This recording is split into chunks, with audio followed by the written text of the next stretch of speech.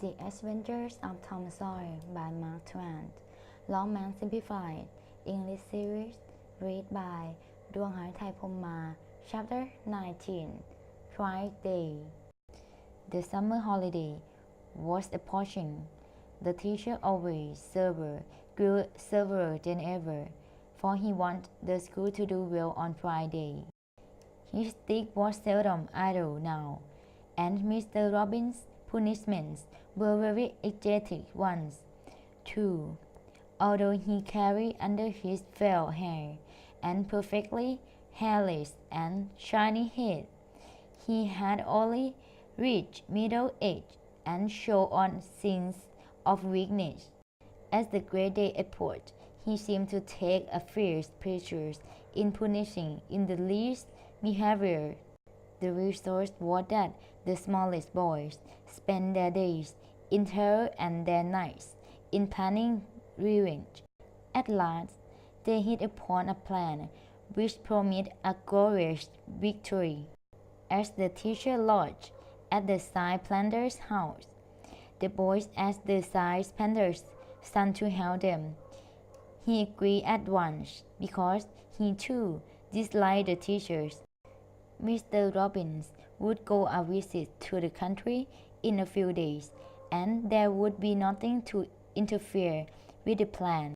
Mr. Robbins always prepared himself to great occasions, such as Pride Day, by having a little too much to drink, and the side planter's boy said that he was confident that he could carry out his part of the plan while a teacher was having a short sleep in his chair. Then he would have him awakened at the right time and hurry away to school. The great occasions arrived. At 8 in the evening the school was brightly lighted and decorated with flowers. The teacher sat in his armchair upon a platform with his blackboard behind him. He was very cheerful. In front of him were rows of chairs occupied by the most important people of the town and by the parents of the pupils. To his left was another platform upon which were seated with scholars who were to take part in the exercise of the evening. The rest of the schoolroom was filled with the other pupils. The exercises began. A very little boy stood up and sheepishly recited, "You scarcely expect one of my age to speak in purple on the stage," etc., accompanying himself with a planfully exact and stiff motion which a machine might have made, supposing that machine to be a trifle out of order. A little shamefaced girl murmured, "Mary had a little lamb," etc., was loudly applauded, and sat down blushing and happy. Tom Sawyer stepped forward with grand confidence and rushed into the "Give me liberty or give me death" speech with fire fury, and broke down in the middle of it. The teacher frowned and his complice the disaster. Tom struggled for a time and then retired, utterly defeated. There was a weak attempt at a porch, but it died early. The boy stood on the burning deck, and other masterpieces of recitation followed. Then there were reading exercises and spelling fight. The small Latin class recited with credit. The highlight of the evening, original compositions by the young ladies, now came.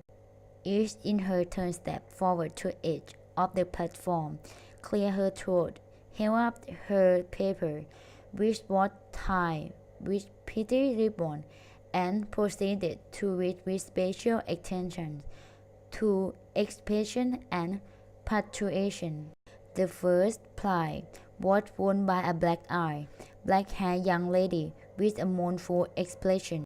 Her composition on a vision was considered the finest of works of the evening, and the mayor of the village, after derailing the plight of her, made a warm speech in which he said that it was the finest thing he had ever listened to and that it was worthy of the country's greatest statesman. Now the teacher put his chair aside, turned his back to the audience, and began to draw a map of America on the blackboard upon which to exercise the geography class. But he did it very badly because his hand was unsteady. A low laugh ran around the room. He knew what was wrong and set himself to right it.